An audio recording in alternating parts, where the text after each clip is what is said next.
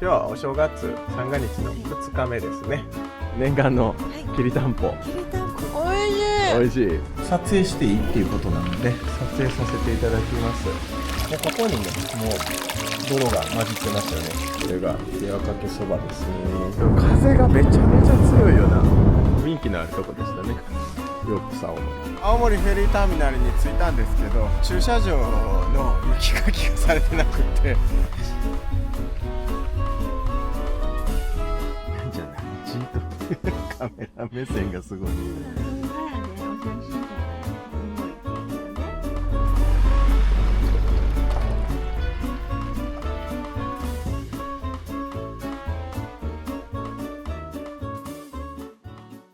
おはようございます。ペイです。かちゃんです。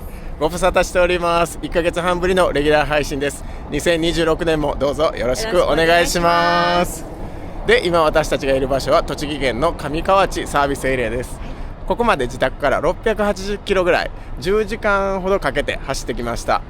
で、今の時刻は10時半ぐらいですね。はい、本日の日付は2026年の元旦でございます。おめでとうございます。おめでとうございますはい、もうとってもね遅ればせながらなんですけれども、私たちは2026年の元旦に出発をしました。で、母ちゃん、ついに約40日間にわたる北海道旅がスタートしました。イエーイ。はい、もう待ちに待った北海道旅ですけれども、まず向かっているのは東北の秋田県ですね。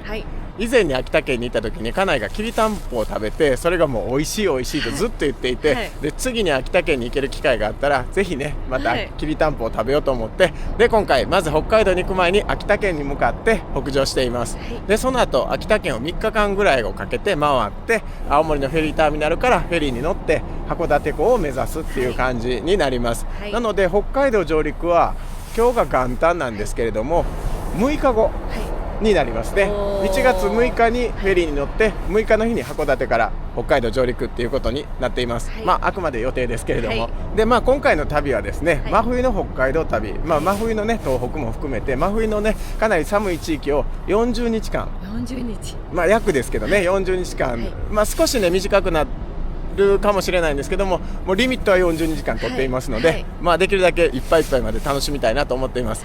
ただですね、かなり、寒さとの戦いになりますから、もう冒険ですね少し私たちにとっては冒険的な旅になるかなと思うんですけれども、事故のないようにねこの北海道旅を楽しんで、しっかりとね綺麗な景色を皆さんにお届けしたいなと思っています。家内のね面白動画にもなると思いますのでこの40日間にわたる北海道旅、どうぞよろしくお願いします。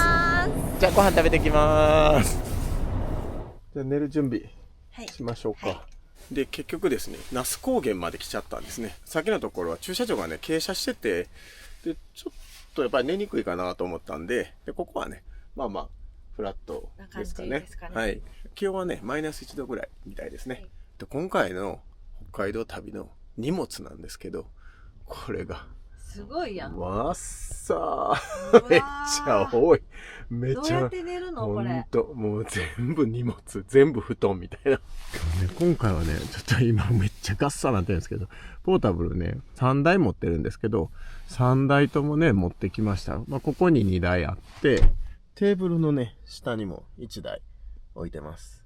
でね、ジャンバーも普段着てるジャンバーと別に長いやつですね。こういうのも持ってきました。なのでかなりね荷物だらけでね、普段よりも狭い。じゃあ寝る準備しましょう。これどうやって下ろそうかな。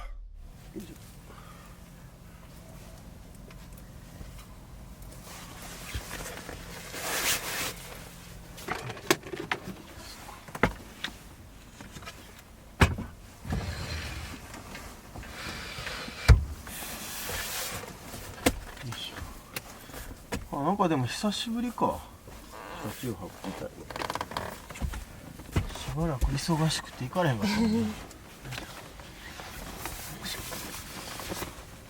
結局したそれが良かったんだったかな。そう前のね車中泊の時にこの下のね敷くものですね、このエアマット、これねあったかいんですけど、これを使うと湿気がねどうしても回っちゃって布団がねちょっとねじめっとするかなって思ってたんですよ。でそれで前回の車中泊では敷布団の下に敷くマットレスみたいなのをね持ってきて敷いたんですけど、それがねちょっと使い勝手が良くなかったんですよね。でこのエアマットは使いやすいんですけど湿気が回るからどうかなと思ってたんですけど、それをね動画内でお伝えしたら視聴者の方から除湿マットがありますよってコメントをいただいて、でねそれで調べたんですよ。でこの除湿マット買いました。はい。でこれはなんかこうセンサーみたいなのがついてて、これでね今どれぐらい水分を吸ってるっていうのが分かるみたいなんですね。でこれをですね、これ洗えるんですけど、でこれを今回の北海道旅では使って敷いてみようかなと、思ってます。どんな感じになるか楽しみです。今何色ですかね。センサー色がブルーからピンクになるんですって。ピンクになる。これピンク？今これはブルーです。ブルーちょっと色弱なんですよ私本当に。なので運転はできますけど免許もちゃんと取れるんで。でもねこれはブルーかな。でこれがピンクになったら、一度乾かさないといけないってなるんだと思います。なんちゃん何してんのまだそんな寒ないやろ。なんでいつの間にそのとこ入ったん？いつの間にか。あれやわ。今回初登場かもな。これね。明けましておめでとうございますって言わなあかんわ、皆さんに。2026年も、よろしくお願いします。何やそれ。ねえねえ、カメラ見て。上手。こんな感じ。今年もよろしくお願いします。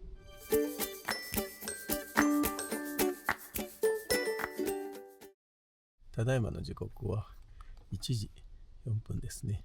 今日は結局720キロぐらい走りましたね。はじめね、埼玉県の羽生パーキングエリアまでの予定だったんですけど、なんかその辺りまで行ったらまだまだ走れるなと思って、でここまで走ってきました。でどうしてね1日でこれだけ走ってきたかっていうと、今日元旦なんですけど、明日2日からネットでは U ターンラッシュがね始まるっていう情報だったので、それでね、走った方がいいなと思って、なんせね東京だけは越えたかったんですね。でそうしたら U ターンにはかからないかなと思ったんで、でね栃木県の那須高原まで走ってきたんで、もう明日はね大丈夫かなと思います。今日はね元旦だから渋滞がないかなと思ったんですけど、1箇所はね自己渋滞がありましたね。2箇所目は御殿場あたりでね、これはかなり渋滞してましたね。もう少しね予定では早くに距離が走れるはずだったんですけど、時間がね12時間ぐらい結局かかっちゃいましたね。今夜から強い寒気が降りてくるみたいで、明日明後日しあさってぐらいまで影響があるのかな。で明日一応秋田県に入るかなと思うんですけど、明日からね結構な雪の量みたいなんですね。なので予定通り動けるかはちょっとわからないですね。でも明日行ってみたいなと思ってる珍しい温泉があるんで、そこまで行けるかな。もしかしたらそこにはたどり着けないかもしれないですけど、ちょっとね山手なんですよね。今日がねかなり距離が走れたんで、明日じゃなくて明後日でも予定はね間に合うんで、なんとかね温泉入れたらなと思ってます。じゃあ今夜から、最長で39泊とかの旅になるんですけども、いろんな失敗はあると思うんですけど、なんせね事故のないようにね旅をしたいなと思ってます。じゃあ今夜はね寝たいと思います。おやすみなさい。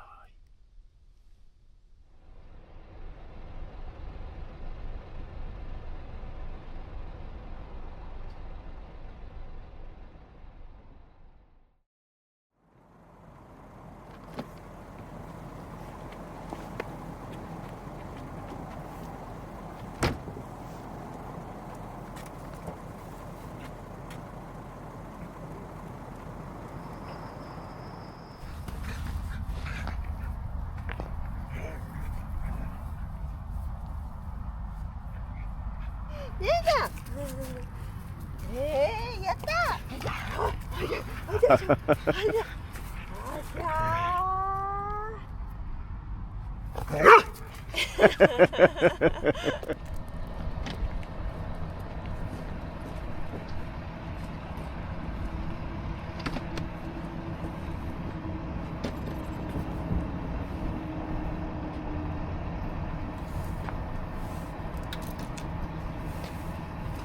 おはようございます。これから那須高原サービスエリアを出発して、高速の降り口は宮城県かな。宮城県。はい。で、降りて、で、そこから秋田県の方に向かっていくっていう感じです。はい。で、その途中で温泉とかがあると思うので、まずは温泉入りたいですね。やっぱり寒いんですよね。これからどんどん寒いところに行くんですけど、やっぱり寒いな。すでに寒いですね。さっきマイナス 2.2 度とかになってたんかな。今回気温計はね、外には出してないんですけど、マイナス 2.2 度ぐらいで、やっぱり寒いなと思いましたね。はい。で、これからどうなんねんって感じですけど。で、秋田県に入ったあたりから雪になるようですね。かなりたくさん降るみたいなんで、気をつけていきたいと思います。はい。じゃあ本日もよろしくお願いします。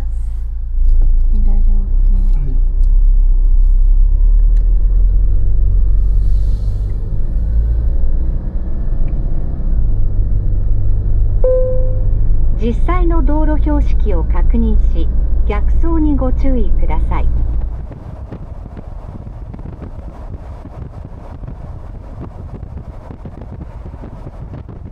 母ちゃん、ここは菅生パーキングエリアですね。もう燃料がなくなってギリギリで給油しました。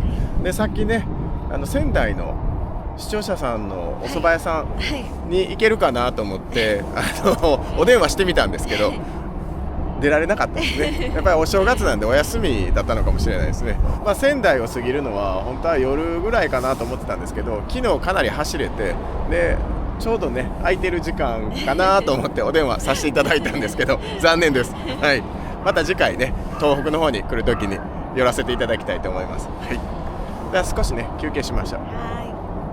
今は宮城県のと秋田県の県境あたりかな。今ですねホームセンターに来たんですね。でそれはタイヤの輪止めを忘れちゃって、もうねえらいことですよ。やっぱり寒くなるとハンドブレーキ引けないんで輪止めがいるんですよね。で輪止めね思いっきり失念してて、全く積む素振りもなかったよね。なかったね。やってしまいました。なのでホームセンターで探してあれば買おうと思います。はい、じゃあ行ってきます。ちょうどねゴム製の輪止めが売ってました。今回はこれでね行きたいと思います。ちょっとちっちゃいんでねなくさないようにしたいと思います。これやね、中山平温泉、これや。これだね。目的地に近づきました。案内を終了します。ここまでの所要時間は22分です。運転お疲れ様でした。母ちゃん、ここは中山平温泉の新トロの湯ですかね。はい、じゃあ温泉入りたいと思います。かなり人気の温泉みたいですね。湯気がボーボーしてます。あそこ見えますかね、湯気が夕日に当たってめっちゃ綺麗。調べてなかったんですけども思わぬところでいい温泉に当たりました。じゃあ行ってきます。母ちゃん、なんとですね、温泉は順番待ちで。順番待ちでした。はい。まあ仕方ないですね。ちょっと待って入りましょう。車まで呼びに来てくれる。はい、そうそう、車まで呼びに来てくれるんですね。待ってましょう。もう水飲んだらね、もうずっとね、この食べんのもこんなん、飲むのもこんなん。で、これ誰に似たんや言うたら父ちゃんに似たっていう家では言われてるんですね。今回からですね、この下に、これ事務所とかで引くカーペットというか、なんですかね、切ったりできるカーペットあるじゃないですか。あれをね、もう今回はかなり寒いっていうことだったんで、敷きました。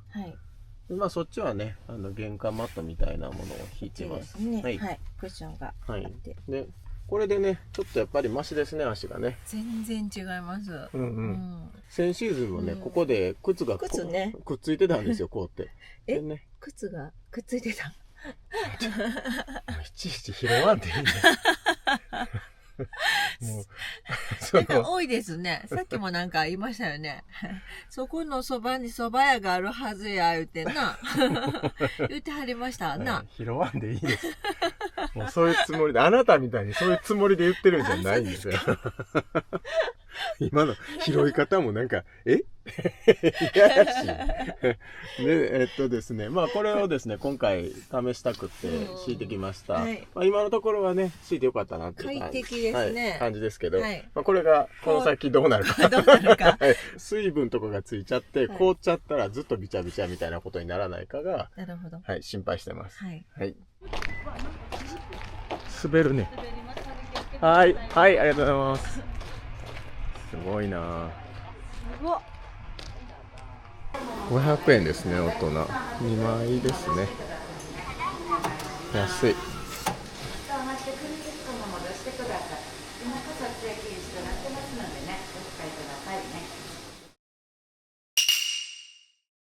はい。お風呂。よかったです。お湯めっちゃいいですよ。びっくりするぐらい。ただね、露天風呂とかはなくて、ちっちゃい、ちっちゃいっていうかな、湯船が一つだけあって、で人数制限、今日はまあお正月なんで多分すごく多いんだと思うんですけど、人数制限されてて、だからそんなになんかもうこんななんで入んの順番待つみたいなね、以前そんなのところがね何か所かあったんですけど、入れなくて外で裸で待ってるとか、そういう感じではなく、入りやすいお風呂でしたね。なのでよかったら、すごいよかったね。お湯が加水なしで、とろとろ。温度93度ぐらいあるらしくて、それを山の中を通してで冷ますんですって。でそれでそのまま源泉やねんな。だからすごいいいと思いました。で周りもね、なんか湯気がわーって出てて、雰囲気もすごいいいです。いいですね。お湯がすごい良かった。お正月ね。そう、1回目、そうですね。今年初めてのお湯がめちゃくちゃ良かったですね。まあ混んではいましたけど、これ平日だったら空いてると思います。おすすめですね。これはね。500円。500円、そう、500円ですね。1人500円なんでおすすめです。これめっちゃいいな、ここ。すごい、あれね、湯気がね、すごいんですよ。ここ湯気いっぱい立ってるんですよね。めっちゃ雰囲気がいい。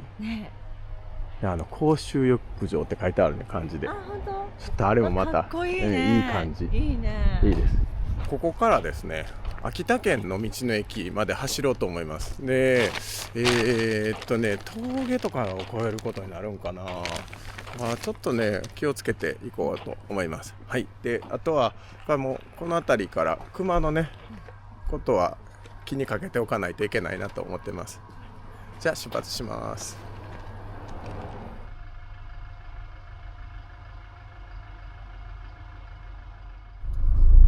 じゃあこっから80キロぐらいあるね。そんな走るの？結構走るね。真っ暗になるね。じゃあ真っ暗になるね。左来てる。オッケー。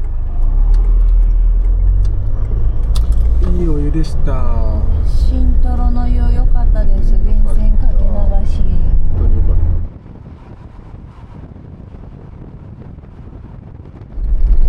この辺りは完全に下が凍ってしまってますね。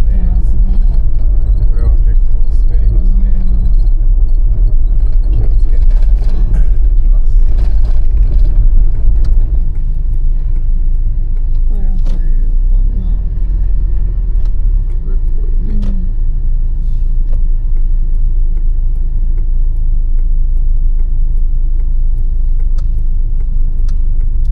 どうやろう。そんなでもいけそうな感じ？別にうるさくなさそう。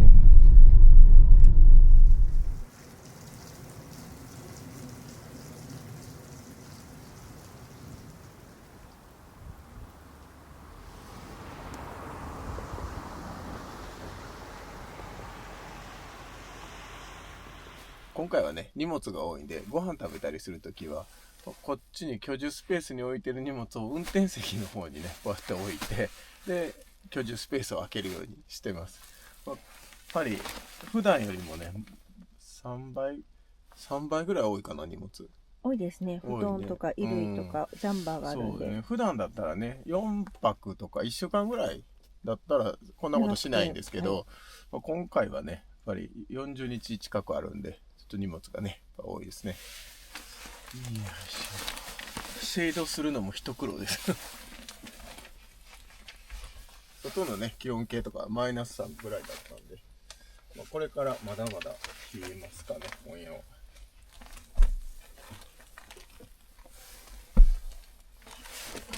荷物の上に乗りながら。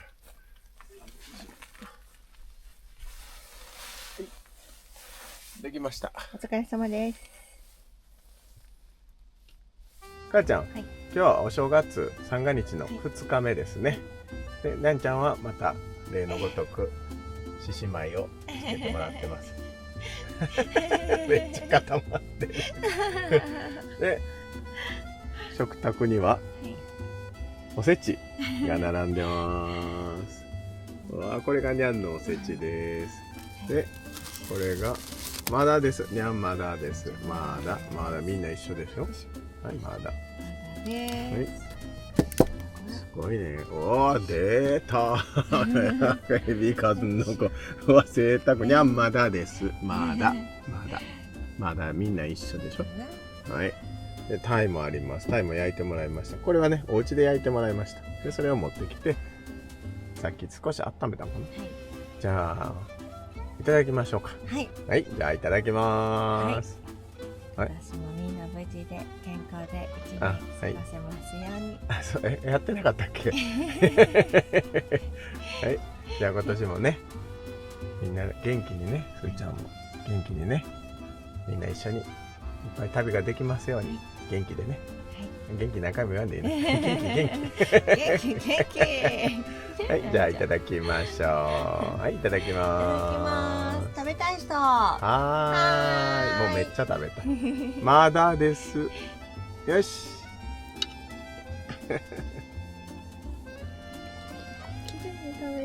綺麗に食べてね。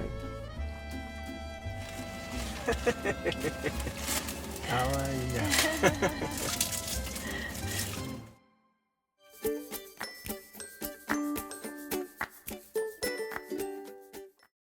こんな感じでね、雪がめっちゃ降って、さっきまでね、下はね、アスファルト、アスファルトっていうか、凍ってたんですけど、アスファルトは見えてたんですよね。で、今はもうこんな感じで、雪が降ってます。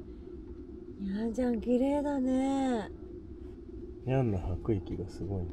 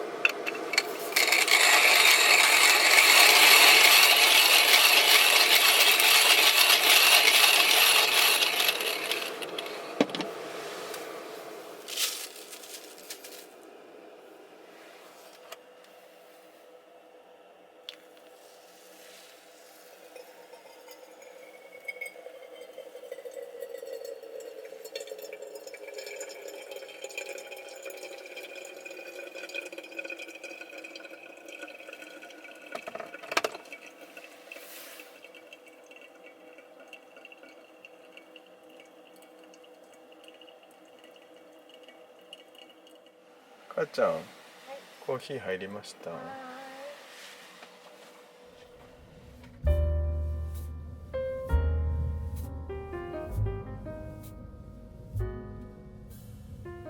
疲れ様です。お疲れ様でした。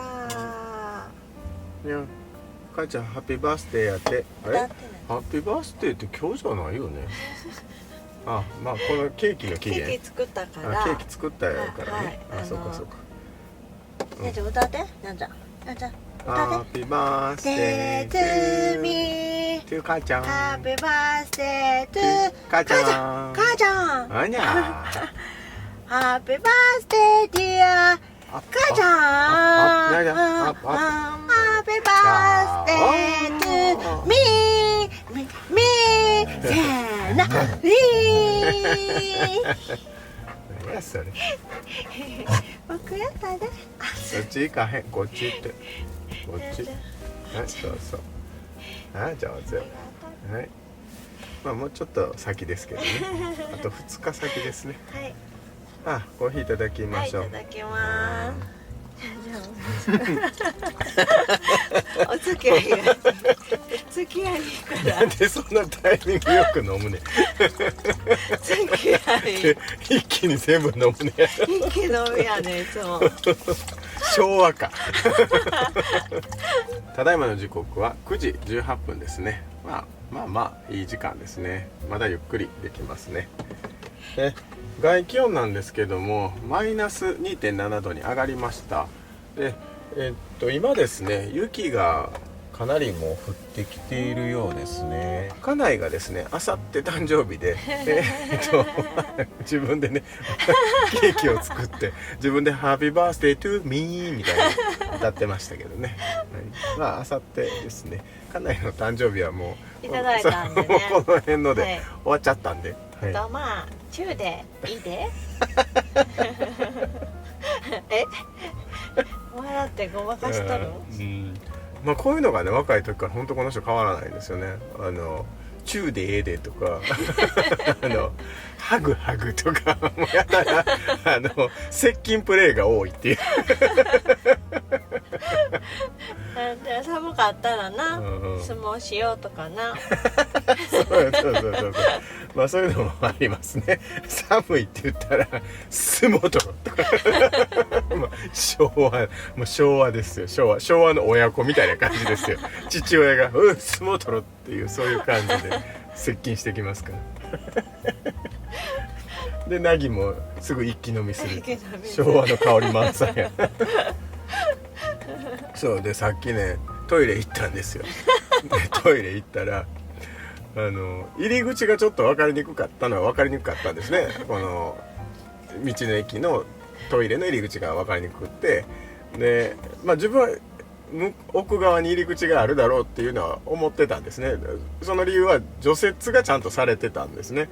で家内はここに入り口あるやんって言って除雪もされてない雪山をガシって乗り越えて行ったんですよ。でまずそれ自体がおかしいって自分は思ってたんですよ。入り口があるのに除雪されてなくてこんな雪の山のとこ行くわけがないと思っててで家内はもう本当それを信じきってそのまま行ったんですよ。入り口みたいなものは左手に見えてたんですね。でドアみたいなのが自分は2枚あると思ってたんですよ。でそれで家内は左にドアはあると思ってたみたいで進行方向ので家内は右側何もなく開いてると思ったみたいでそのままドーンって行ったらガラスがあってボーンって倒ってもうびっくりしてもうでその時カメラ持っていてなかったんですよ。でどうせやったらカメラのある時にやってよってまあびっくりしたな。びっくりしました。痛っって本当怪我しなくてもうまさかの石頭怪我しなくてよかったですけどだいぶ前ですけど何年か前に駅を歩いてたんですよ。電車から降りて仕事帰りですね。でもうかなりヘトヘトだったのは覚えてるんですね。で寒かったんですねその時も。でもう下向いてもう寒いって言って体も疲れてって言って歩いてたんですよホームをね。でそれは最寄り駅なんですけどそのまま歩いてってで自分と並んで歩いてたんですよ。並んで歩いてて、この人もともとね周りを見ないんですね。交差点のない道路とかを渡ったりする時も周りを見ずに渡るんですね。その理由は私がいるんで常にもう安全確認は私にさせるんですね。でもついていくだけしかしないんですよ。でだから車とか来たら言ってよとか言うんですよじゃなくてまず自分のことは自分でやってよってよく言うんですけどその時も2人で歩いててでそのまま前に駅の柱があったんですよ。鉄の柱がエッジ鋼になってる柱がドーンって立ってたんですよ。でもちろん見えてるもんだと思っててで自分もかなり疲れててで、もう寒いと思ってこうやって歩いていったら家内はそのままエッジ鋼に突っ込んでいってカーンってその時はねここ切ってましたもうってなりますもう自分で見てよ前ぐらい行ってね。よかったね。エッチみたいなね。ここにね完全にエッチコの肩行ってました。もうその時もしばらくかさぶたなんて残ってましたけどね。まあ変わらずですね。はい、恥ずかしくて言えなかったの。恥ずかしい。どうしたんこれってね、もうずっとねこんなことを続けてもう何十年ってなりますけど、まあ変わらずことあることにハグハグチューでいいよチューってまあ若い気持ちをずっと忘れず持ってくれてるんでありがたいっちゃありがたいですけどね。まあ前だけは見ようよっていう感じですかね。ケーキいただきましょう。はい。もうこれは、もうこのまま食べるんでしょ。このままで、この間、余ったリンゴをジャムにしたやつをはいはいはい、間に挟んでんの。なるほど。いいんですか。はい、どうぞ。美味しいやつです。美味しいやつやろなこれを。いただきます。こんなねケーキ。うん。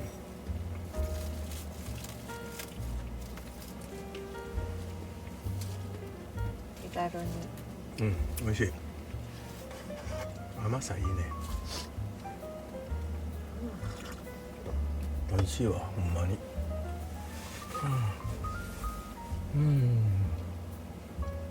またこうやって冬の旅ですね。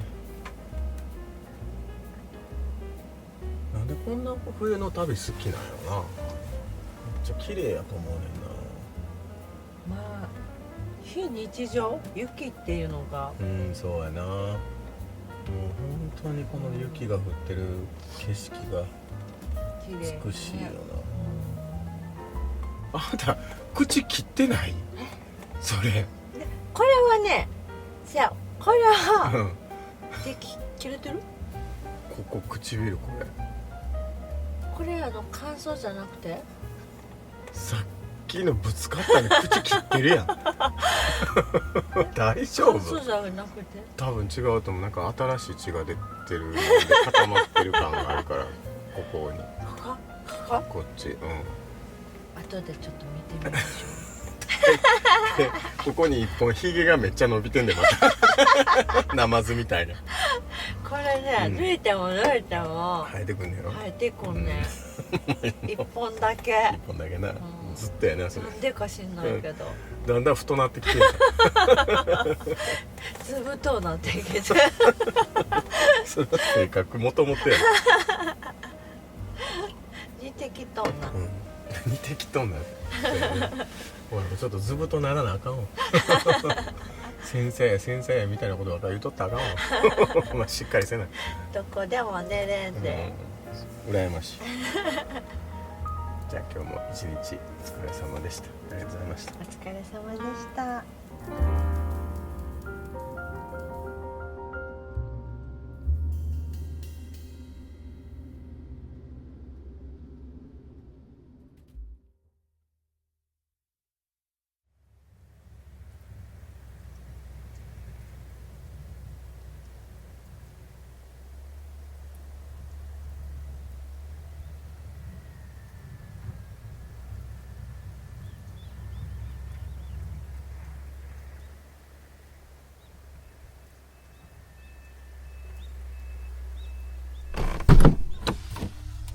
おお、綺麗やな。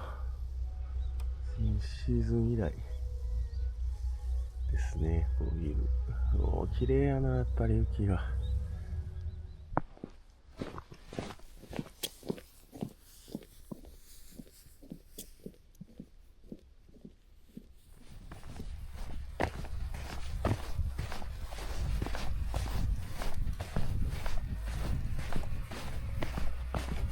ただいまの時刻は8時5分ですね。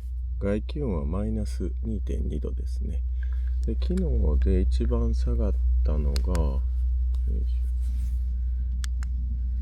マイナス 6.2 度ですね。まあまあ下がりましたね。寒かったです結構。ちょっとピンクなってんのかなこれ。色変わってないね。あ、色変わってる。このセンサーは色がそんなに変わってないですね。そんなに湿気を吸ってないようですね。おはようございおはようます。ございます。これからですね、温泉に向かおうかなと思うんですけど、その温泉が10時半から、今ね、電話で問い合わせてもらって、10時半からなんですよね。で、1時半まで受付なんで、結構短いねんな。で、行こうかなと思ってるんですけど、外がですね、ものすごい雪に今なってるんですね。さっき散歩行ってた時はね、もう晴れ間も出て、今日は大丈夫そうだなと思ったんですけど、天候がまた変わりましたね。急変しましたね。これからね、山手に向かわないといけないんですよね。行けるかな、この天気。かなり降ってるね。降り方がやっぱすごいな。急に降り積もってきましたね。これでも画面で見えてんのかな。かなり光が強くて見えてないかもしれないです。ちょっと一回開けましょうか。よいしょ。こんな感じで見えるかな。こんな感じなんですよ。今めっちゃ降ってます。で、そうそう。で、これですよ、母ちゃん。シャボン玉。これね、なぜこのシャボン玉がここにあるかっていうと、これ100均で買ったんですよね。で、これ、視聴者さんのコメントでね、シャボン玉をしたら面白いって書かれてたか、シャボン玉してみてくださいって書かれてたか、ちょっとね、忘れちゃったんですけど、マイナス20度ぐらいの時にやってみましょう。はい。どうなるか楽しみですね。にゃんちゃん。ガブやったらあかんよ。まだ終わってからにして。雪がね、すごく降っても、凍結路みたいに滑ることはないと思うんで、大丈夫だとは思いますけど、気をつけてね、行きましょう。母ちゃん、ここはどこですか？ここは秋田県の小勝だよ。何やねん、忘れとったやん。マネチって言いそうな。何言ってんねん。ここは道の駅小勝ですね。で、ここで稲庭うどん買いました。稲庭うどん大好きなので、稲庭うどん買いました。じゃあ、うわ、すごい。じゃあ、家内がね、稲庭うどんがすごい好きなんですよね。で、ここで、これが有名な秋田県って稲庭うどん。分からへんねんな、2人とも。なんか売ってて、で、これが1キロ、これも1キロかな？はい、1キロ。1キロ1キロかな？買いました。はい。じゃあ、温泉、行きましょうか。はい。ちょっと道がもしかしたら大変かもしれないですけど、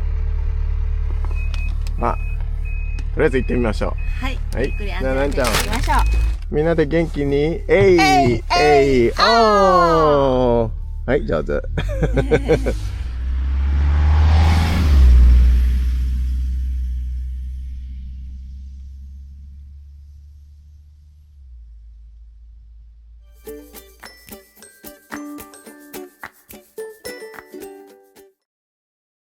母ちゃん、ここは泥沼温泉、奥山旅館ですね。もうめちゃめちゃ雰囲気があります。めちゃめちゃ雰囲気があります。こんなところですね。で、この後ろが、いうところの雲仙地獄みたいな感じなんだと思うんですね。だからところどころに湯気が出てて、で、ここはね、後ろ入れないんですね。立ち入り禁止って書いてあって、で、ここはガスが溜まってるんですって。なので、それが出てきたりすると、人はとても危険らしいので、そこに立ち入らないようにっていうふうに、結構ね、その辺、いろんなところに、こんな感じでね、注意書きがされてあります。じゃあ、母ちゃん、ゆっくり。もう、多分最高の温泉じゃないかと思うんですけど。そうですね、空いてそうですね。今日1月3日なんですけどね。雪もね、ひどかったんで、結構空いてるかもしれないですね。じゃあ入らせていただきましょ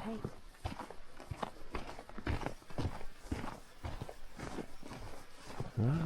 めっちゃ綺麗。これはすごいな。かやぶきか。ちょっと思いました。すごい。日本人を守る会や。ありますね、あれが。で、日帰り入浴は10時半から1時半受付で、入浴時間は10時半から2時半ですね。で、大人が800円ってなってますね。じゃあ、奥山旅館の泥沼温泉、楽しんでいきたいと思います。結構寒いです。すごい、このつらら。ね、つららがすごい。わあ、いた。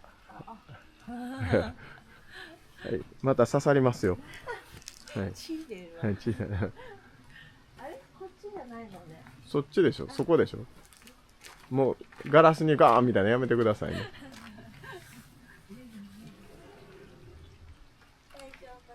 はい、じゃあ行ってらっしゃい。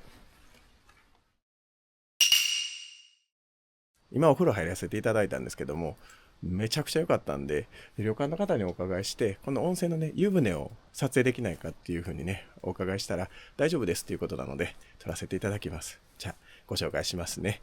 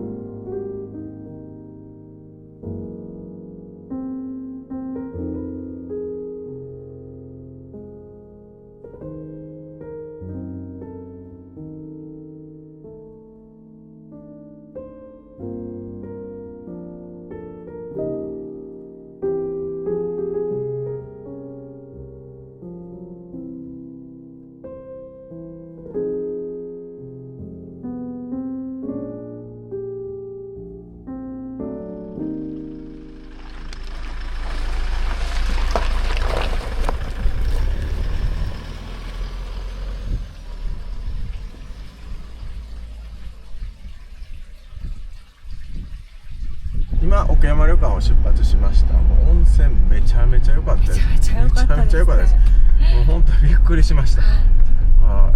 結構一二を争うよね。はい、すごかったです。少しねぬるめなんで、暑いのが好きな方はシャワーでちょっと温度調整しないといけない感じかな。中の内風呂は結構暑かったです。そうやな。温まれました。まあ本当にね一二を争うぐらいいい温泉でした。今まで私たちの温泉人生のですね、泥も下からね湧き上がってくるし、もう家内はねずっと混浴に入ってたんですよ。誰もおられなかったので、家内はずっとね泥を顔にねもう塗りたくってました。綺麗になった？いやーもう綺麗になったと思いますけど、なんかね肌がねやっぱコーティングされてる感はありますね。髪の毛が特にそうなんですけど、コーティングされてる感がすごいありますね。いやこれは良かったですね。街で泥パックしたらお高いので、ああそうですね。すごい良かったです。確かに私知らないですけど。天然泥パック。本当にすごかったです。もうめちゃめちゃおすすめです。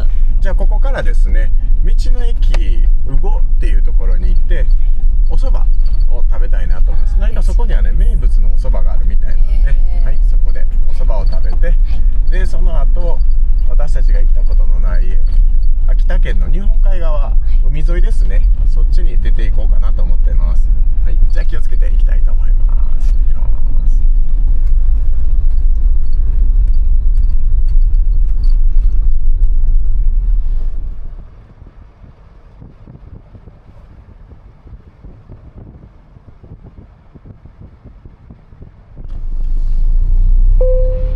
目的地に近づきました。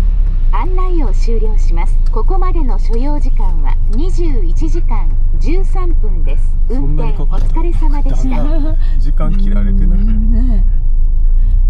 母ちゃん、はい、ここは道の駅うごですね、はい、ここでご飯食べたいと思います。ここの施設はかなり大きいですね。駐車場も大きいね。220台ぐらい止められるね。昨日の夜休ませてもらうのをこの道の駅か小勝で迷ったんですけども、小勝の方が温泉に近かったんで小勝で車中泊させていただきました。でここでお蕎麦食べたいと思います。はい、その前になぎちょっと散歩してからですね。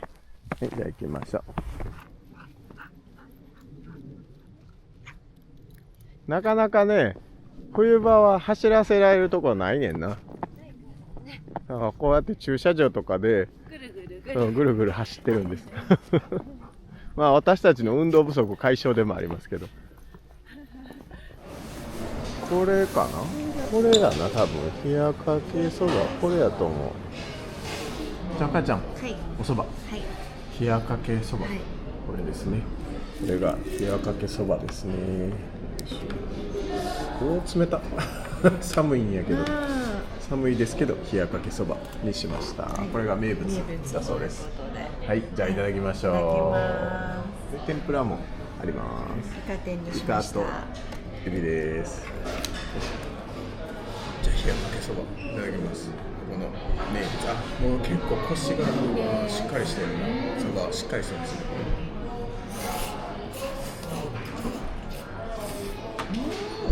うまいです。美味しいのこれ。なんだかふのり、つなぎがふのりで。だからつなぎがね、小麦粉じゃないそうなんですよ。ふのり、ふのりっていうんですかね。でもそばの色そんなになんか濃い色じゃないね。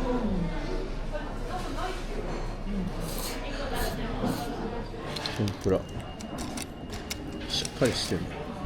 エビの天ぷらでっかいでかい。じゃあエビの天ぷらいただきます。いい音してる。どうですか。でっかいな。またイカの天ぷらもサクッと続けて。じゃあお言葉に甘えてイカ天もいただきます。どうでしょう。おいしい。いいですか。衣がでっかいな。やっぱり寒いとこやから。そうか。よさ来てんねん。ほんまですか。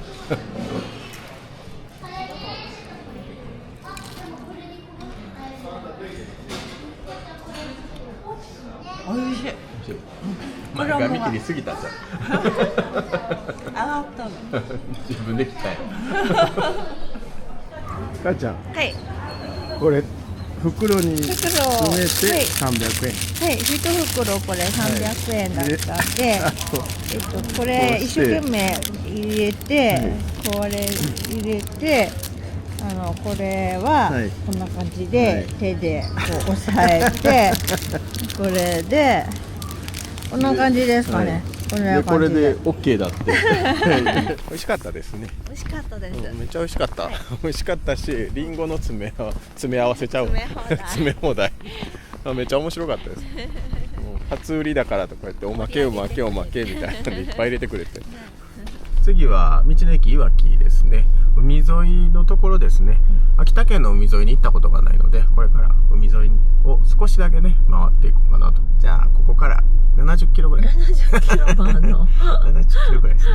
はい。そこにはね温泉もあったと思うので、はい、今日はそこでね休ませていただこうと思います。はい。なので今の時刻が3時なんで、まあ5時ぐらいですかね。5時過ぎぐらいには着くと思うんで、まあもうでも真っ暗でしょうね。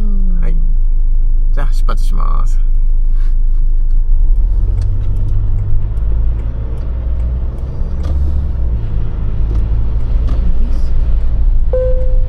この信号を右です。今時刻は3時半なんですけど、霧っていうんですかね、ガスってるんですかね、これはね。雪もねひどいんで、視界がねかなり悪いですね。多分画像で見る分にはそんなに悪く見えてないと思うんですけど、肉眼で見るとね結構白っぽく見えちゃってて、かなり前が見づらいですね。あと道の駅まで20キロぐらいですかね。で今スーパーマーケットに来ました。今日の夜ご飯の買い物したいと思います。寒いな。元気まあ寒いです。大丈夫。じゃあ行ってきます。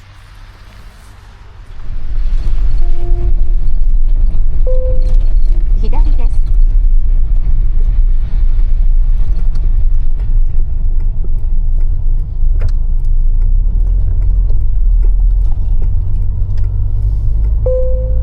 目的地に近づきました。案内を終了します。ここまでの所要時間は24時間以上です。運転お疲れ様でした。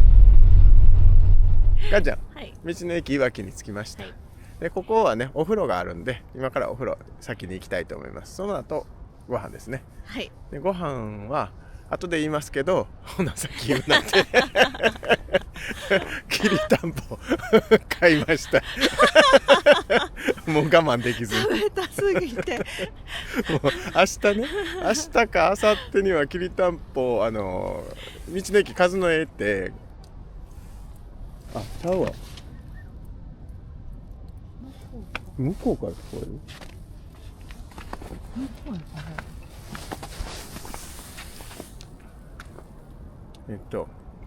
で、明日か明後日には道の駅数野に行って本場のきりたんぽが食べられるんですけど、もうスーパーに売っててとりあえず今晩あったかいの一つ欲しいなってなって買っちゃいました、はいはい、で今ねその辺でねキュンキュンキュンキュン何かが鳴いてるんですけど、これって何やろうな。動物の鳴き声やったね。ですね。クマ違いますよねはい、じゃあ温泉行ってきますお前か家内でしたかね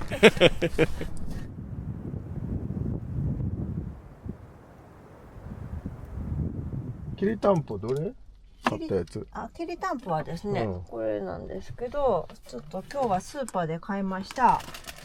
なんかこれが出来たて生パックきりたんぽ新鮮直行便って書いてあったんで。まあでもこれ日持ち全然せえへんな。明日まで。今日買って明日までやもんな、いい感じじゃないですか。いい感じですね、はい、じゃあ今晩はこれいただきましょう。はいこれがきりたんぽですね。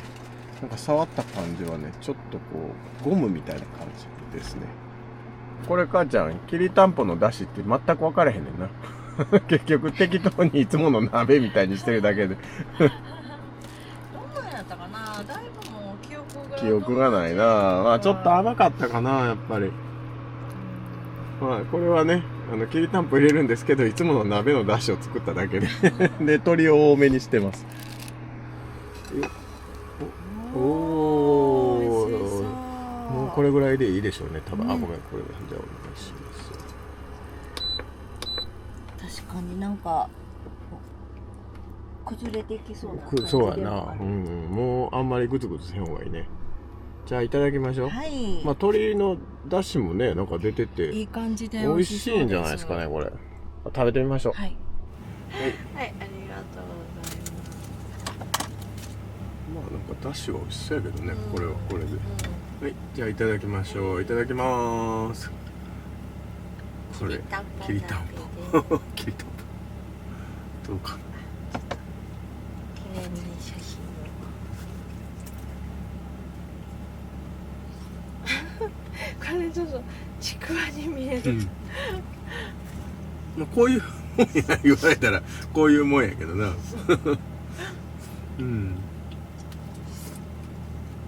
まあパンお米やからお醤油ぐらいだかもね。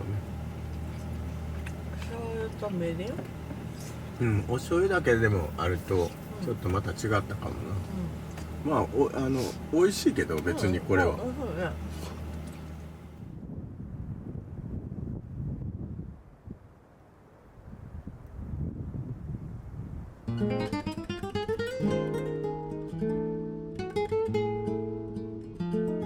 母ちゃん、もうお疲れ様でした。お疲れ様でした。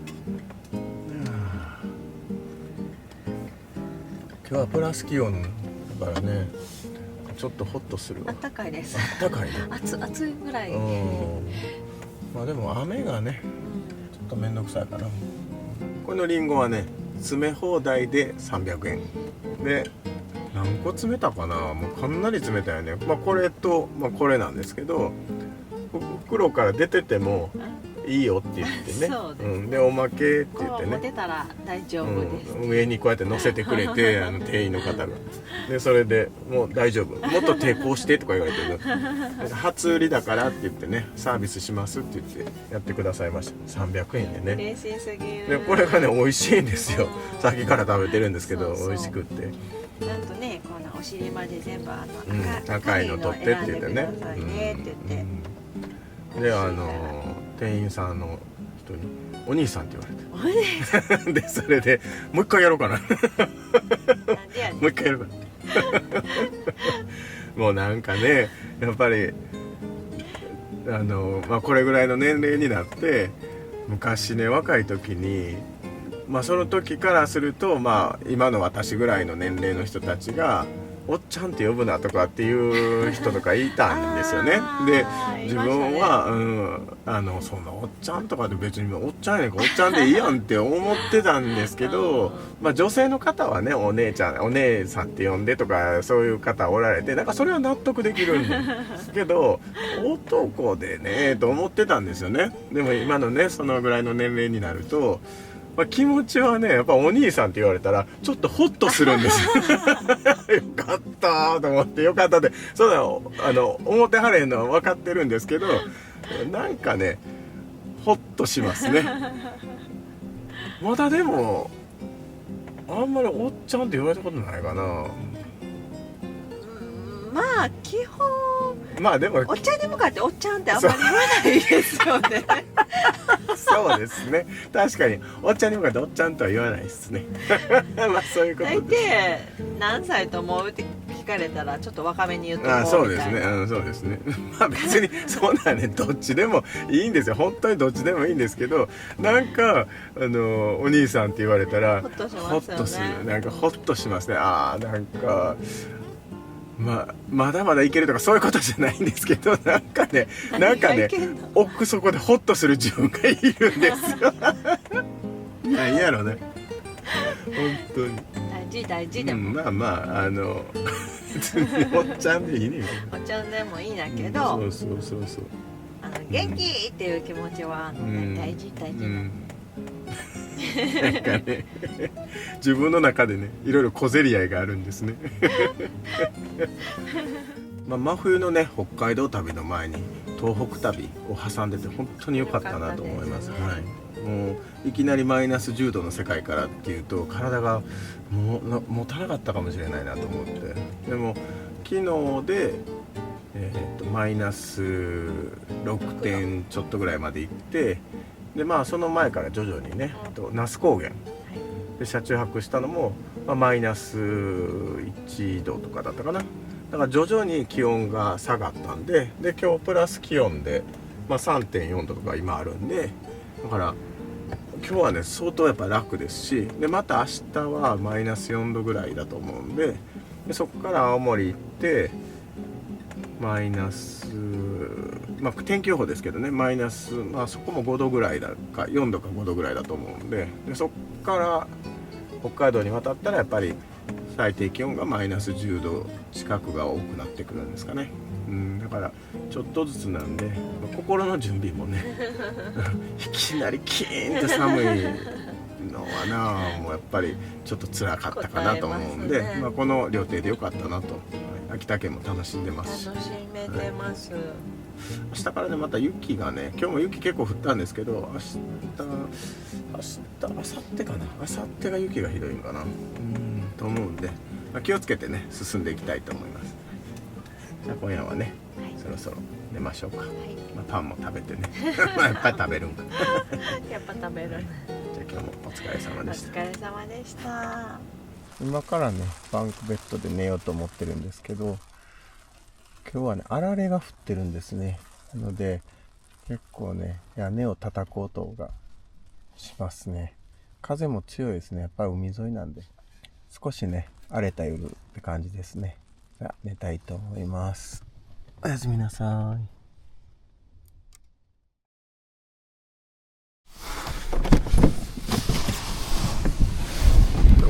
風がやば。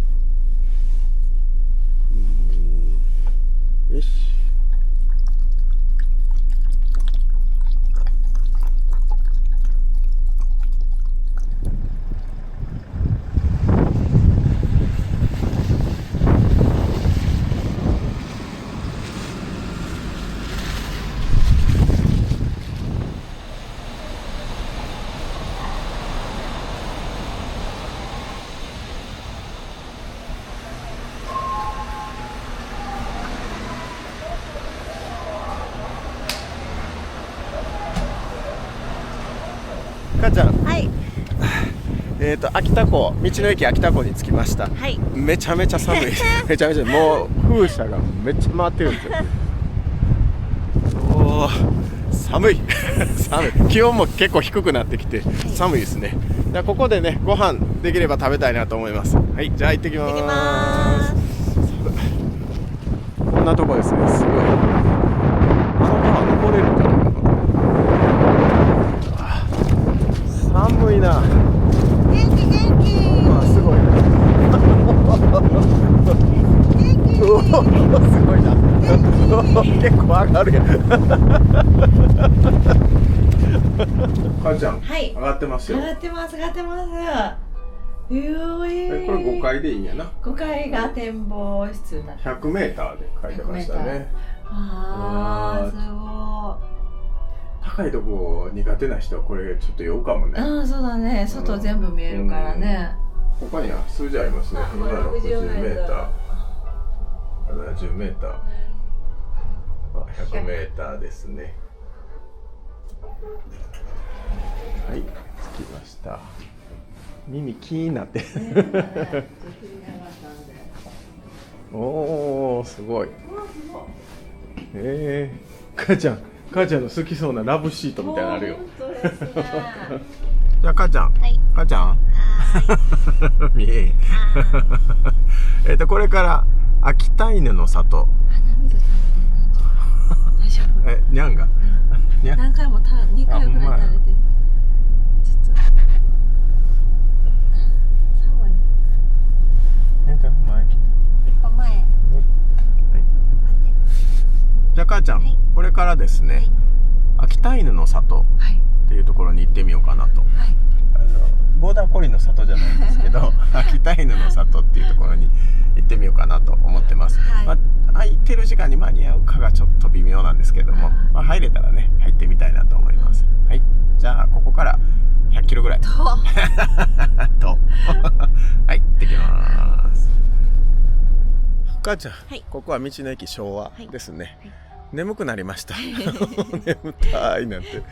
でここそんな寒くないですね、うん、風がないんでさっきめちゃめちゃ寒かったんですけどここはね、うん、気温は多分同じぐらいやな、うん、日が照っててで風がないんであったかいです。あったかい感じます、おー、すごいねこれ。すごいね。なんかあったかいし、ちょっとそうここあったかいですね。ポキポキ言うてんね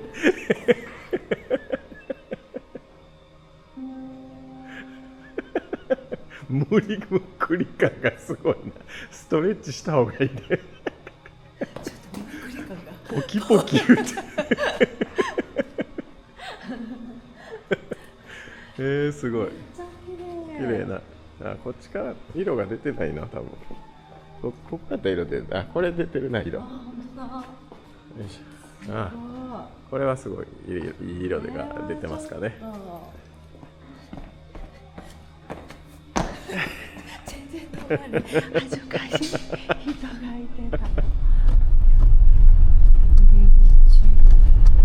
秋田県の里。高知。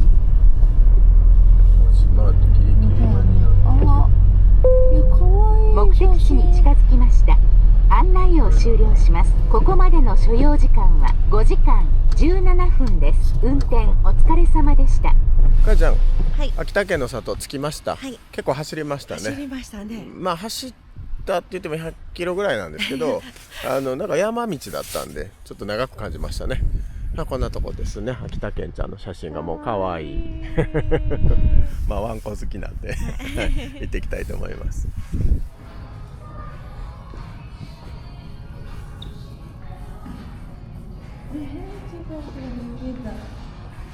秋田県の里、めっちゃ可愛かったね。可愛かったですね。怒られちゃっためっちゃ吠えられてましたけど可愛かったです。可愛かった。いいですね、日本犬もこの秋田県の里の中はワンちゃん入れたみたいですね。ワンちゃんと一緒に入られてる方もおられたんで知らなかったんですけど、まあ、ナギ連れて行けばよかったね。入り口にね、普そうなんですよ。ねで秋田県ちゃんがいるところには入れないんですけども、その手前までは入れるみたいだったんで、はい、もし来られる方がおられたら一緒にどうぞ。じゃあこれからですね、温泉に行きたいと思います。いや距離は多分そんなに遠くはないと思います。はい、じゃあ行ってきます。ドラッグストア東の湯って書いてる。目的地に近づきました。案内を終了します。ここまでの所要時間は55分です。運転お疲れ様でした。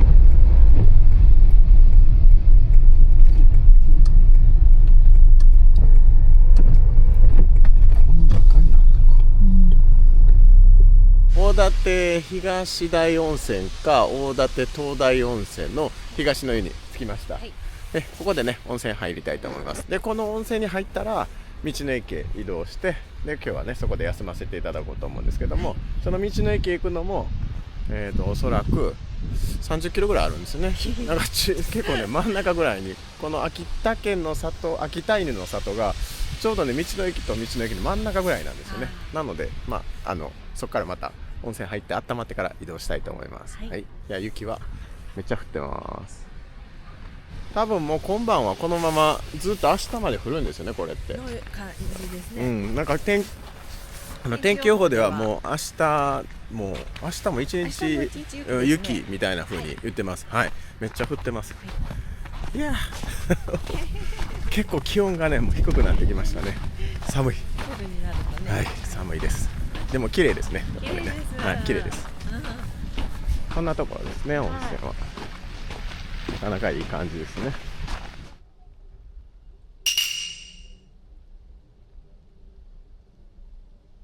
かりちゃん、お風呂良かったですね。良かったですね。でここはなんと上がったところの休憩所に足湯があります。でめっちゃ暑いんですけど、せっかくだから入っていきましょう。この東の湯、すごい良かったです。良かったわ。お湯もいいし、安いし、良心的だし、くつろぎやすいし、足湯もあって、お茶、お水、レモン水飲み放全部題。ね、飲み放題っていう言い方がどうかと思いますけど飲ませていただいて、で受付でねおじいちゃんもねめちゃくちゃ愛想がよくって、で子供たちもねいっぱい寄ってきてて、雰囲気がねすっごい良かったです。めっちゃおすすめ、一回来てみてください。すっごいいいです。良かったです。じゃあここからですね、道の駅数のですね、もう家内がね、もうすっごい行きたいってずっと言ってた数のに秋田県最後の道の駅として行きたいと思います。はい、じゃあここから30キロぐらいちょっと走りますけどね、50分ぐらいで行けるかなと思います。はい、じゃあ行ってきます。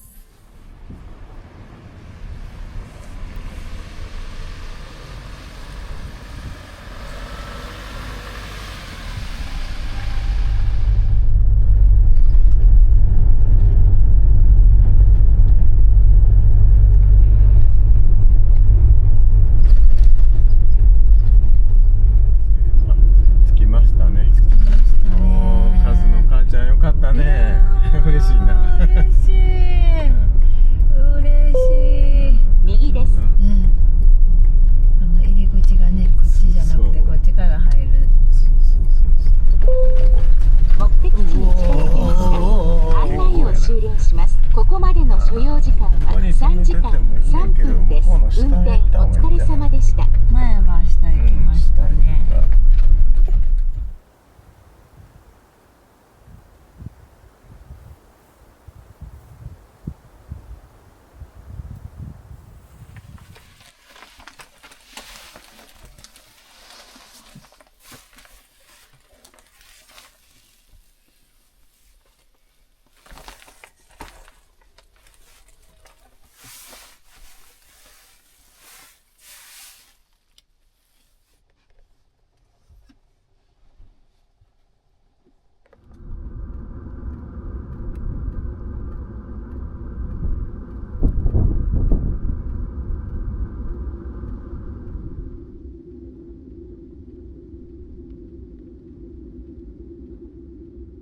大丈夫？前開いてるけど寒ないの？中にいたらさ、結構 FF ヒーターあったかいんで、結構今温まってます。そうか。寒いけど風がめちゃめちゃ強いよな。こっち吹けないけど電柱とかないよね。いよ、そのまま行って行って。大丈夫大丈夫、行ってください行ってください。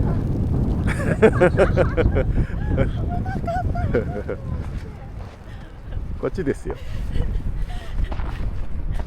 危なかったじゃないですか。まあそのまま行ってもらった方が面白いかなと思って。いやしかし雪すごいね。すごいすごい。綺麗な大粒の雪。いや大粒やな、これすぐ積もってしまうね。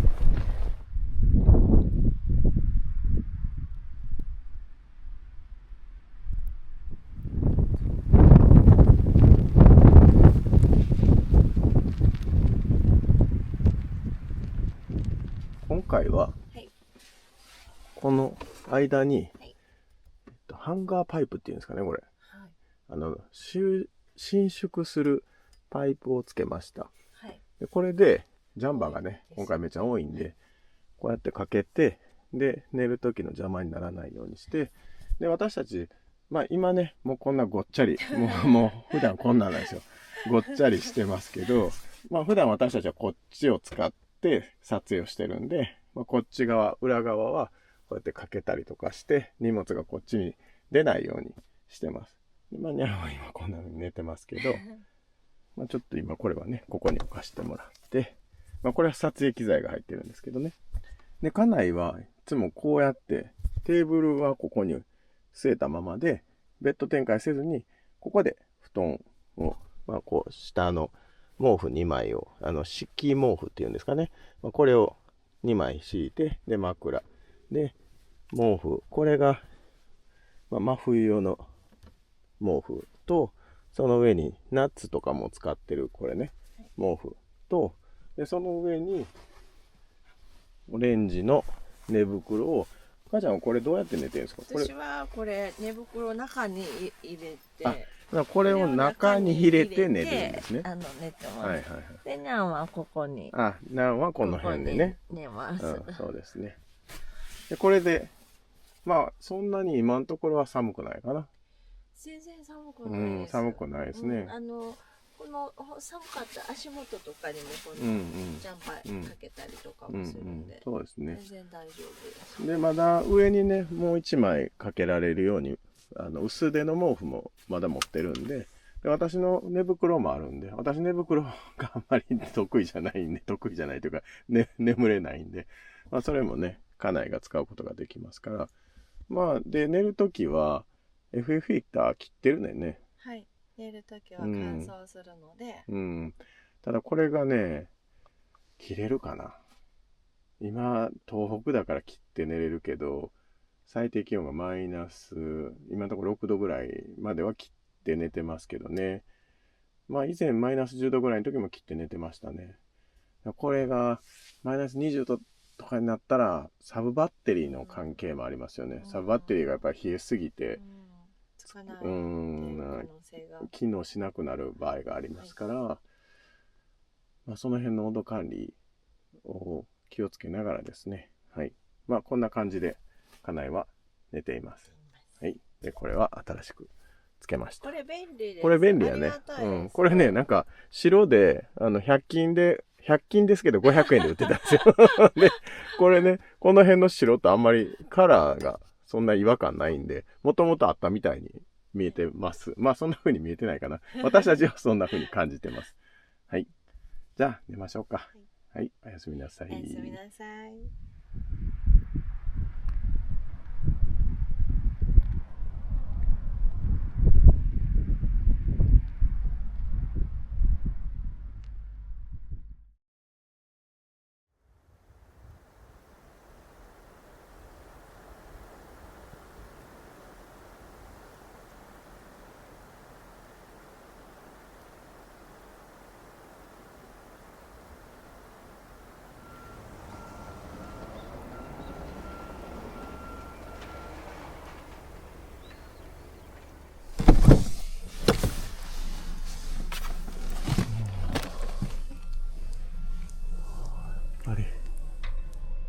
おはようございます。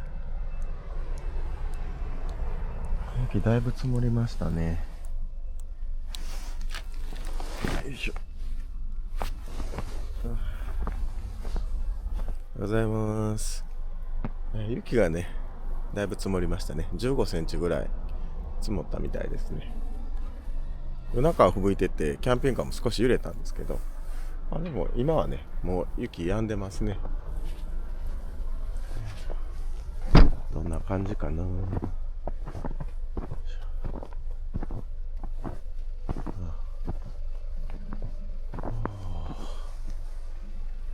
ちゃ綺麗ですね。ただいまの時刻は8時18分です。で、現在の気温がマイナス 0.9 度ですね。室温は7度です。今 FF ヒーターはつけてないです。で、一番下がったのがマイナス 2.3 度ですね。で、室温も一番下がったので 6.2 度なんであんまり変わってないですね。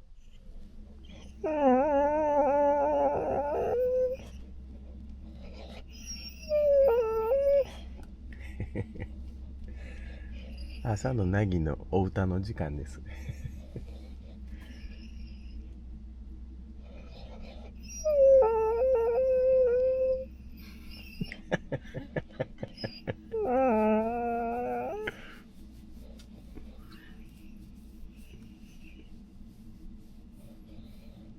今道の駅カズノのきりたんぽ館が開いたので、これからきりたんぽ食べに行きましょう。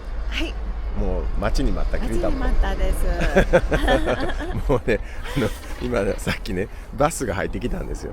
そしたら、外国人の観光客の方だと思うんですけど、家内がもう早く行かなくなるかもしれないなくなれへんと思うけどじゃあこれから食べに行きたいと思います。めっちゃ楽しみです。このワイパーなんですけど、これねちょっと悩ましいんですよね。これもちょっとどうかなと思いつつ、でもこうしてるとこの上、今はね雪がそんなにないんですけど、これがこうボンコってこう雪が溜まるんですね。でそれがねこう落ちてくるんですよ。中がやっぱりヒーターとかで暖かくなるんで、この辺のがちょうど落ちちゃうんですね。そしたらそれがそのまま湿気のある雪だったら重いんで、ここにドーンと当たっちゃってこの軸が曲がっちゃうんですね。なのでこの普通車だったらこうやって上げてたらいいんですけど、こういうキャンピングカーのキャブコンタイプですね、これはねやっぱり上げてるとねこれを曲げちゃうんで、なのでねこうしてるとこうやって重みが乗るんですけど、まだこっちの方がマシかなと思うのと、もちろんこれでねやっぱ凍っちゃったりするんで、出発の時にねちょっと手間取るんですけど、この軸がね完全にもう一度これがぐにゃっと曲がっちゃったことがあって、これはやっぱり上げない方がいいかなと思って、今シーズンはですね、先シーズンは上げてたんですけど、ここにねカバーするとかっていうのもあるんですけど、なかなかねこのカバーもねいいのがなかったんですね。なのでこの状態でいこうかなと思ってます。もしね何かいいアイデアがあったら教えていただけると助かります。なんかもしかしたら母ちゃん、母ちゃんなんかめっちゃ混んでるかもしれへんで、なんか体験してるかも。きりたんぽ館体験してうちら入られへんかもしれへん焦ってんなちょっとどうかな、いけんのかな。大丈夫じゃない。開いてるんじゃない。こっちはこっちがお蕎麦屋さんかな。多分大丈夫そうですね。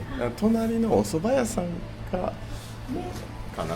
食べるところはね空いてたみたいです。横の体験する作ったりするところがもういっぱいでした、じゃあこれからきりたんぽ食べに行ってきます。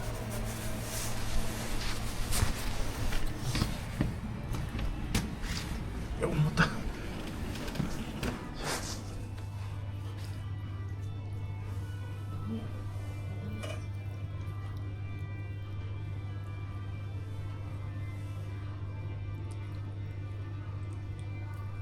このお味噌も作られるんですか。そうです。全部手作りです。手作りで。お米は買ってきてますけども、お米以外は全部ご飯炊いて、ほんでここですって、8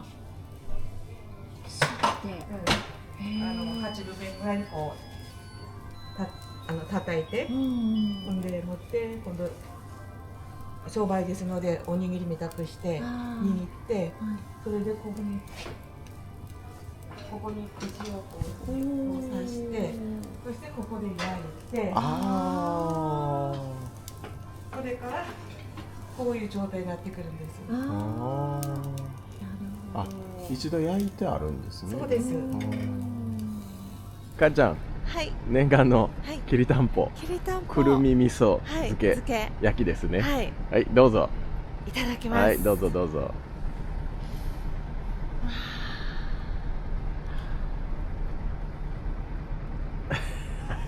めっちゃ味わってんな。どうですか。おいしい。おいしい。おいしい。ああ、そうか。あ、ずれてきた。国産のくるみを使ってるらしいので。言うてはったね。くるみ味噌はここだけです。って言うてはったね。美味しいな。で、きりたんぽ鍋の方は11時半からなんですね。なので、あと2時間ぐらいあるんですけど、もうせっかくなんで待っておきましょう。くるみ、きりたんぽ鍋もね、食べさせていただいて、でそれからね、移動しましょうか。はい。今、きりたんぽ館のお鍋の時間を待ってるんですけど、11時半からなんですね。で、こういう時間の余った時に、コメントでもいただいたんですけど、体のメンテナンスって旅の間どうしてますかって言われたんですけど、キャンピングカーの中はもちろん狭いんですけど、こんな感じでトレーニングをしてます。ちょっとこんな感じでって言って参考になれと思うねんけど。実際なんかこういう風にね、体に、私たち一応ダンスのお仕事してるんで、体に負荷をかけておかないと、すぐ落ちちゃうんですね、筋肉がね。なので、こんな感じで、はい。これ一応家内ですけど。こういう3点倒立的なことをしたりですね。はい。いや、サービスいらんね。こういうことですね。はい。していますね。はい。ストレッチなんかは、母ちゃんちょっとそっち降りて、そこの、台のところに足上げて、ストレッチなんかは、こういうちょっと使えるところで簡単にしたりとか、あとはね、温泉とかの休憩所とかで、ストレッチはしたりしてます。はい。ちょっと狭苦しいですけど。はい。どうしてもね、やっておかないと、体本当に固まっちゃって、旅帰ってから仕事って言った時に、怪我することが多いんで、こんな感じでやってます。ありがとうございます。ありがとうございます。暑いですので、お気をつけください。ありがとうございます。失礼しますね。はい、どうぞ。めっちゃ美味しそうやな、これはやばい。よかったね。いやー、美味しそう、めっちゃ美味しそうですよ。うちでしたのとちょっと違うね。美味しそう。美味しそう。はい。じゃあ、いただきましょう。いただきます。はい。かえちゃん。きりたんぽ館のきりたんぽ鍋っていうのかな。鍋ですかね。きりたんぽ鍋、美味しかったですね。めちゃめちゃ元気になりました。めっちゃ美味しかったですね。はいあれ3人前食べましたね。で、お店で3人前って言ったら、いや食べれるかなって言われて、でしばらくいやって言われたけど、もう家内が食べれる。そうしたらはい、してください。はい、そうして、はい、お願いします。食べれますって。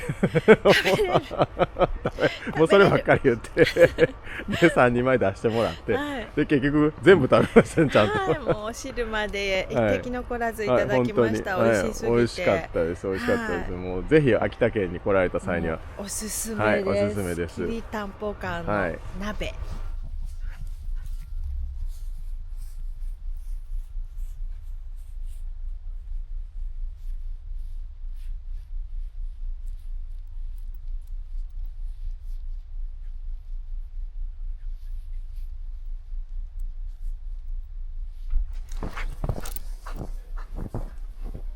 だよな。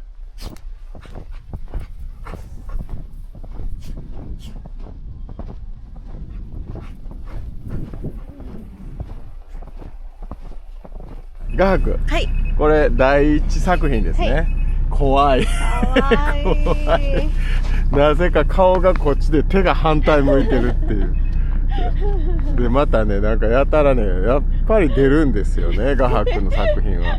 出てますね。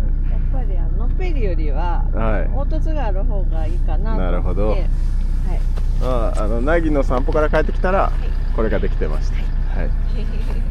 で、今からですね、古峠温泉ですね、はい、に行こうと思います。でもその古峠温泉っていうのがかなり山の中にあって、で林道なんですよね。1キロぐらい林道を走るみたいで、それがねキャンピングカーで行けるかどうかがわからないんですけども、さっきね電話で問い合わせしてみたら、除雪は入ってますっていうことだったので、とりあえずね行ってみます。で行って、ダメだったら引き返すしかないね。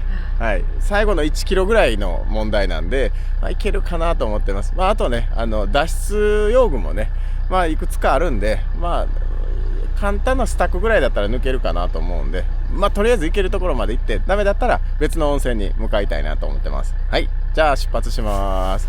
カズノ最高でした。ありがとうございます。はい、本当に良かったです。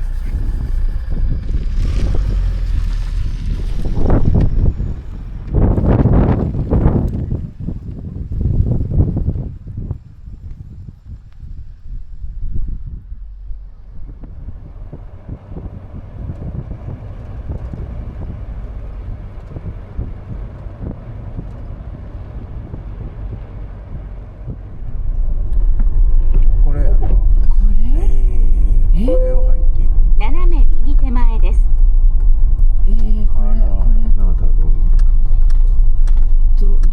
ドバ温泉、日本一の温泉。そんな細いけどちゃんと走れそうやな。そうですね。木か。上だけちょっと、この辺はどうしてもこうするな。どのぐらいやったらいいのかな。ドーンと枝が大きいできたらいかれへんね。でも道の前行けるね。いけるわ、これやったら。車来たら開けてね。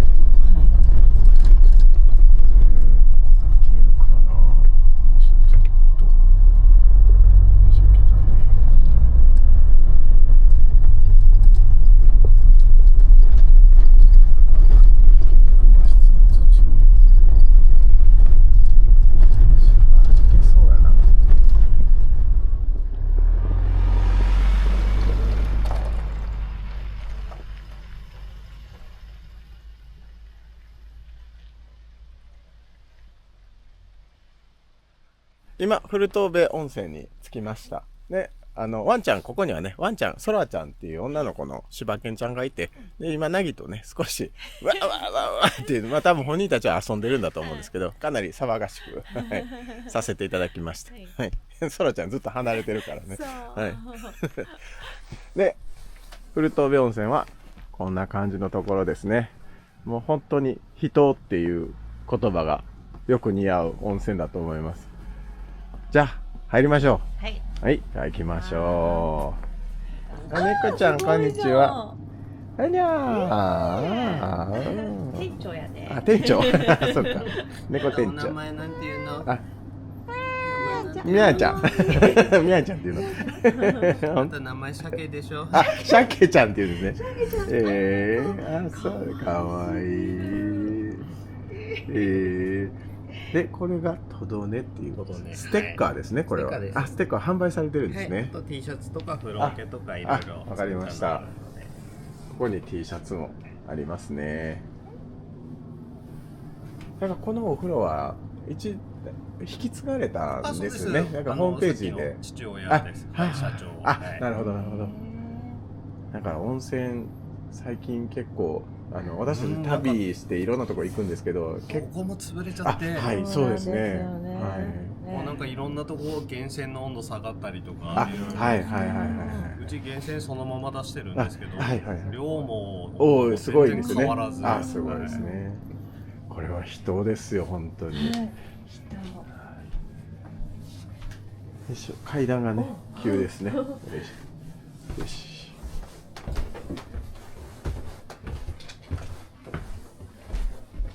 なるほど。女性のお風呂は左ですね。で、男性が右ですね。おお、確かにちょっといろんなところがね、がこうと老朽化しているみたいですね。これを修繕しながら運営されているようですね。じゃあお風呂行きましょう、はい、ちょっとゆっくりめで入りましょうかね、はい、風呂の中なんですけども撮影していいっていうことなので撮影させていただきます。おー、すごい。もうここからですね。なんともうここからすでに熱っ、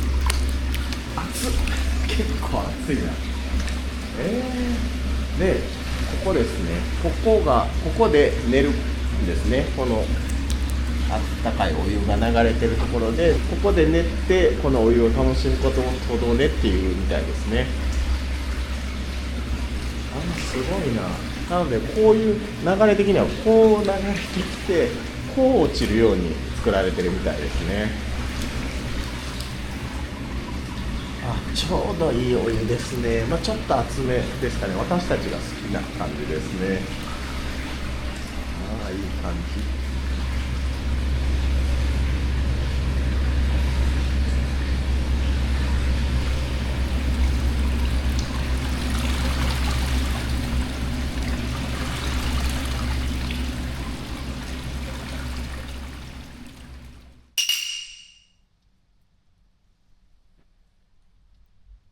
かやちゃん、はい、古峠温泉、はい、どうでしたか？温まりました、はい、めちゃめちゃいいですよ。とどね、ここはとどねっていうのができるっていうことで、お湯がね流れてるんですよね。で、こう湯船から出たお湯がループするようにして流れて外へ出ていくようになってて、この外へ出ていくまでの過程でそこに寝そべってお湯を楽しむっていう方法なんですけど、それがとどねっていうみたいなんですけど、それがですねかなりいいですよね。私ね、珍しく男性は貸し切りだったんですよ。女性はおられたんですよね。そうなんです。で、そこにおられたマダムたちに私たちは京都のお菓子をいただいて、秋田県の方なのに京都のお菓子をいただいて、私たちの方が近かったっていう。で、私はね、そのとどねっていうのをさせてもらったんですけど、これが本当に、これ舌巻いてしまってこれが本当に気持ちよくって、で、お湯はね、鉄分の味がすごい強いですね。飲むというかちょっとこう舐めると鉄の味がもうすごくする感じで、ちょっと味もする、味というか出汁の味みたいな、全部出汁の味に感じるんですけど温泉入ったらだからね、そういう感じのお湯で、温度は高いっちゃ高いですかね。高かったです。はい、結構高いですかね。42度ってネットでは見たんですけど、実際の体感は44度ぐらいあるなと思って、で息子さんに聞いたら43か4はありますっておっしゃってたんで、やっぱりそれが、普通の温泉よりも少し高めな感じですかね。普通ってどれが普通やねんっていう感じなんですけど42度ぐらいがだいたい41度ぐらいが普通なのかな。40度とか41度ぐらいなのかな、今かなが言ったみたいに43、4度ぐらいあるかなっていう温度でしたね。だから少しね厚めの温泉でした。で、ここはね、前にこの古峠温泉を経営されてた方が引退されて、でその後に後継ぎというわけではなく、別のところの地域から親子の方が来られて、この古峠温泉っていうのを継がれたんだよね。仙台から仙台から来られた親子の方が継がれて、で今運営をされてるようなんですね。それもね、こういう温泉がなくなったらもう本当にもったいないっていうお気持ちで後を継がれたみたいなんでね、ぜひね東北に来られた際にはこの青森県の古峠温泉来てみてください。もうこういう温泉がねなくなるのは本当にもったいない。長野県のね間癖温泉もそうでしたけど、すごく絶景であったりとか、すごくいい泉質の温泉とかですね、こういう本当に山の中にあって、アクセスもね、あまり良くないんですね、実際には。でも来られるとすごくね、来てよかったなって思うような景色と温泉がありますからね、ぜひ足を運んでみてください。はい、私たちもね、また、何度かこの先も来ると思います。林道ってね、言われてましたけど、除雪がしっかり入るっておっしゃってたので。そうですね。そう、全然ね、問題なく、私たちのこのキャンピングカーでも来れたんで、途中で、高さだけ枝があるんで、枝が出てるところで少し端にやっぱり寄っていかないといけなくって、その時はね、気をつけていただきたいんですけども、それ以外はスタックしそうなこともなく来れたんで、大丈夫だと思いますからね。4区がいいかな。そうですね。2区でも来れないことはないと思うんですけど、やっぱり、この、温泉の方も言われてたんですけど、4区だったら安心かなって言われてたので、冬の時期は4区で来られるのがいいかなと思います。でもね、それ以外の時期だったら、2区の普通車でも全然来れるみたいなんで、ぜひ、この、古峠温泉、ドバドバ温泉1位っていう風になっていましたからね、この古峠温泉来てみてください。はい。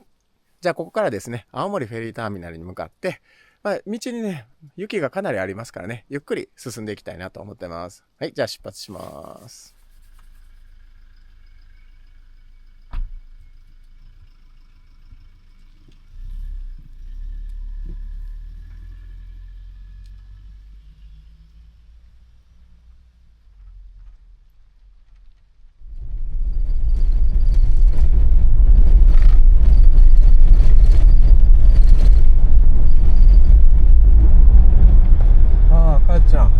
青森のフェリーターミナル、また来ましたね。駐車場空いてるかな。駐車場空いてますね。雪。大丈夫これ。えらいことやな。この信号は雪が積もるから。目的地に近づきました。案内を終了します。ここまでの所要時間は8分です。運転お疲れ様でした。フェリーターミナル。ここからまた行くね。とりあえずじゃあ空いてるところ結構空いてるんかな。空いてはいいそうですね。なんか結構悲惨な感じやな。今ね、青森フェリーターミナルに着いたんですけど、駐車場の雪かきがされてなくって全部ね、こんな感じで止めるところ結構こんなんなんですよ。もう雪がガサーッとあって、これをね自分でどけないと、特に FA ヒーターつけるんで、この辺どけとかないと詰まっちゃうんで、なので今から今回ね、これはね前から持ってるスコップ、折りたたみのスコップなんですけど、今回はね大きいのも持ってるんですけど、とりあえずねこれでもう軽い雪なんでささっとやってしまいます。よいしょ。まさか駐車場で雪かきをしないといけないと。